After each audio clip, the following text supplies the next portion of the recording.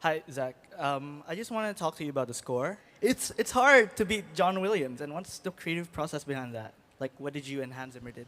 Yeah, I guess what we did is, we even when we made the movie, we said, okay, we have to pretend like those movies don't exist because you can't cherry pick like, ooh, that'd be cool just to use the score because it makes you think like, oh wait, so somehow those universes are linked and that world exists within this world, or I don't know. So we just said, okay, there's no music, there's no images, let's just pretend like we found the comic books under our bed and we're like, hey, let's make this into a movie.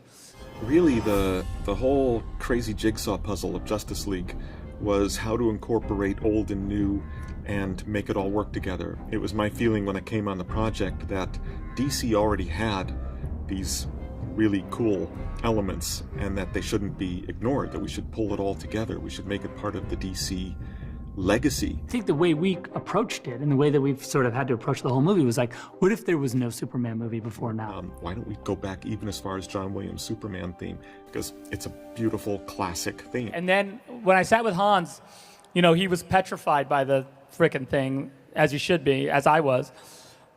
And we just talked a lot about sort of this humility that we were trying to get in the score. Like there's like this, I always felt like, Superman is this massively powerful hero, but he's also very humble. Like he's not about glory, for himself. And that was really where Hans jumped off of, and I think that really comes through in an amazing way in the score. And I couldn't be happier with what he did. It's insane. It's so awesome. The epicness of the music behind it was equally as impressive. It's like funny because like as we go forward into Justice League, I'm like I realize I have a Superman, Batman, and Wonder Woman theme already, so it's pretty. Yeah, I'm on my ready way. to go. I'm on my way. For Aquaman, Flash, and Cyborg, I didn't want to introduce a complex theme because there's just too many themes. In other words, you really can't have 6 themes. To talk a little bit about music. Now, as you know, every movie needs music.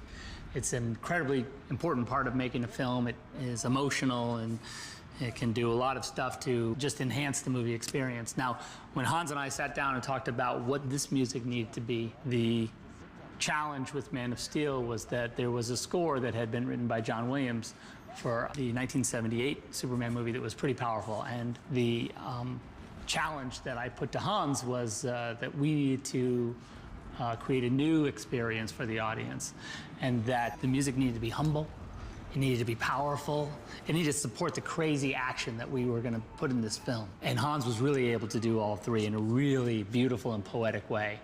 Now here's a great opportunity to let's just pull out the sound effects, let's pull out the dialogue and just listen to the music for a second, because I think you're going to find it really fascinating.